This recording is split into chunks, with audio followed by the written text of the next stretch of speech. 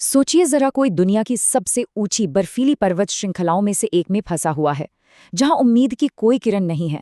आज हम बात करेंगे उरुग्वे एयरफोर्स की फ्लाइट 571 की, एक ऐसी अविश्वसनीय कहानी के बारे में जिसे एंडीज का चमत्कार भी कहा जाता है। ये कहानी है 72 दिनों तक जिंदा रहने की एक दिल दहला देने वाली लड़ाई की। ये शब्द ये किसी और के नहीं, बल्कि उसी हादसे में बचे एक शख्स के हैं। सोचिए उस एहसास को, उस अकेलेपन को, जब दुनिया ये मान चुकी हो कि कोई जिंदा ही नहीं है। चलिए इस पूरी कहानी को, इस असाधारण सफर को शुरू से समझते हैं। तो सब कुछ शुरू हुआ 13 अक्टूबर 1972 को। एक रग्बी टीम थी, साथ में उनके दोस्त, परिवार, सब लोग उरुग्वे से चिली जा रहे थे। और ये सफर था विशाल एंडीज पर्वत श्रृंखला के ठीक ऊपर से। ये एक चार्टर्ड फ्लाइट थी जिसमें कुल 45 लोग सवार थे। देखने में तो ये बस एक रूटीन ट्रिप थी, दुनिया की सबसे लंबी माउंटेन रेंज के ऊपर से। पर किसी को क्या पता था कि ये खूबसूरत दिखने वाले पहाड़ एक भयानक सपने की वजह बनने वाले थे। और फिर सब कुछ सिर्फ कुछ ही सेकंड्स में हो गया। दोपहर के 3:15 पायलट ने घने बादलों के बीच से नीचे उतरना शुरू किया। लेकिन जैसे ही वो बादलों से बाहर आए, सामने एक पहाड़ था। उन्होंने पूरी कोशिश की, पर प्लेन का पिछला हिस्सा एक चोटी से टकराकर टूट गया। और जो फ्यूजलेज मतलब विमान का धड़ था, वो 350 किलोमीटर प्रति घंटे की रफ्तार से एक ग्लेशियर पर फिसलते हुए जाकर रुका। हैरानी की बात ये थी कि इतने भयानक क्रैश के बाद भी 45 में से 33 लोग जिंदा बच गए थे। पर अब वो 3,500 मीटर से भी ज्यादा की ऊंचाई पर फंसे हुए थे, दुनिया की सबसे खतरनाक जगहों में से एक पर। और बिल्कुल किसी को नहीं पता था कि वो कहाँ है। तो अब शुरू होती है उनकी असली परीक्षा। क्रैश तो हो गया, वो बच भी गए, पर अब शुरू हुआ एक लंबा इंतजार। एक ऐसा इंतजार जहां उनकी उम्मीद धीरे धीरे एक भयानक हकीकत में बदल रही थी। क्रैश की फौरन बाद अर्जेंटीना, चिली और उरुग्वे तीनों देशों ने मिलकर सर्च ऑपरेशन शुरू किया। कुल 11 विमान उनके मलबे को ढूंढ रहे थे, और जो लोग नीचे फंसे थे उन्होंने इन विमानों को अपने ऊपर से उड़ते हुए देखा भी। जाहिर है, उन्हें लगा कि बस अब मदद पहुंचने ही वाली है। उन्होंने किसी तरह प्लेन के मलबे से एक छोटा ट्रांजिस्टर रेडियो ठीक कर लिया, और क्रैश के 11 दिन बाद उन्होंने उसे चलाया। पर जो खबर उन्होंने सुनी, उसने उनकी सारी उम्मीदें तोड़कर रख दी। खबर ये थी कि सर्च ऑपरेशन बंद कर दिया गया है, उन्हें मृत मान लिया गया था। अब जब दुनिया ने उन्हें छोड़ दिया था तो उन्हें खुद ही कुछ करना था, और जिंदा रहने के लिए उन्होंने जो जुगाड़ किए वो कमाल के थे। पानी पीने के लिए वो मेटल की शीट्स पर बर्फ पिघलाते थे। गहरी बर्फ में चलने के लिए सीट के कुशन को स्नो शूज बना लिया। गर्मी के लिए सीट कवर से ऊन निकालकर बुनाई की। अरे यहाँ तक कि प्लेन की छत पर SOS लिखने के लिए लिपस्टिक तक का इस्तेमाल किया। लेकिन सबसे बड़ी दिक्कत थी खाने की। उनके पास था ही क्या? बस 8 चॉकलेट बार, एक टिन मसल्स का, 3 छोटे जैम के जार, थोड़ी वाइन और कुछ खजूर और मेवे। अब खुद सोचे, इतने सारे लोगों के लिए ये सामान कितने दिन चलता? कुछ ही दिनों में सब खत्म हो गया, और अब भुखमरी सामने खड़ी थी। एक सवाल है जिसका जवाब शायद हम में से कोई कभी नहीं देना चाहेगा।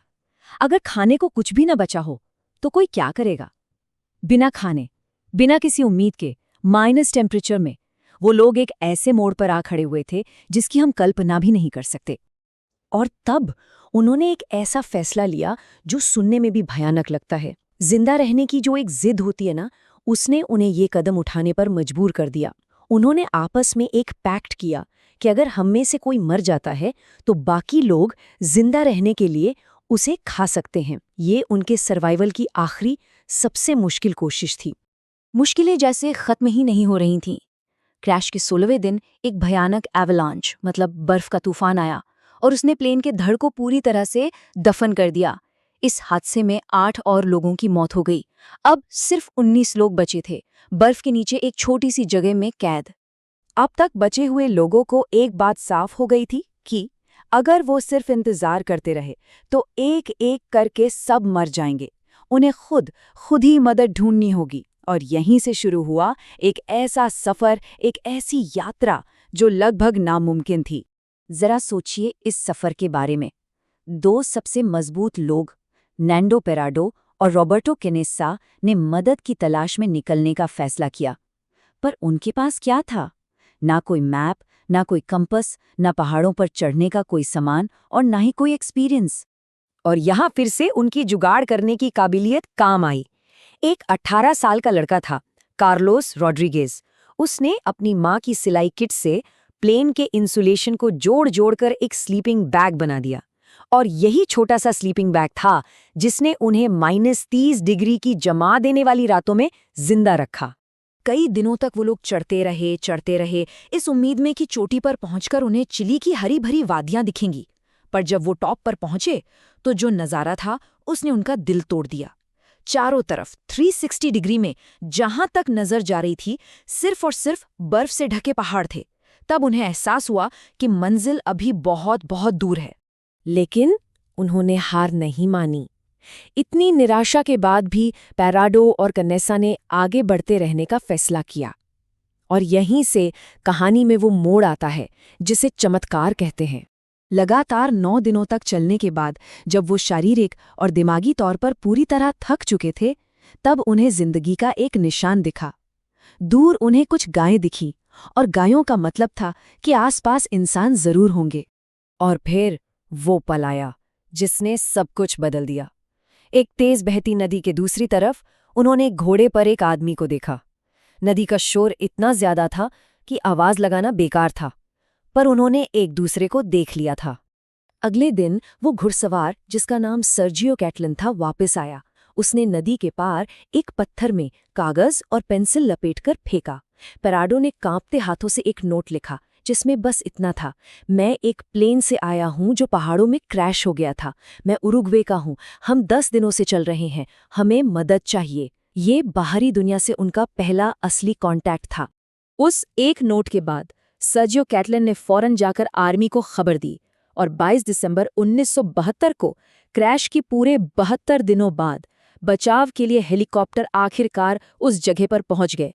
उस दिन कुल 16 लोगों को बचाया गया। 45 लोगों में से ये 16 लोग थे जिन्होंने उन हालातों का सामना किया जिनकी हम कल्पना भी नहीं कर सकते और जिंदा बच निकले। उनकी कहानी आज भी उम्मीद, हिम्मत और इंसानी जज्बे की सबसे बड़ी मिसाल है। तो ये कहानी हमें एक बहुत गहरे सवाल के साथ छोड़ जाती है कि इंसान की इच्छा शक्ति, उसकी विल पावर की असली हद क्या है। जब सब कुछ खत्म हो जाए तो कोई सिर्फ जिंदा रहने के लिए क्या क्या कर सकता है। एंडीज का ये चमत्कार शायद यही बताता है कि इसकी कोई हद नहीं है।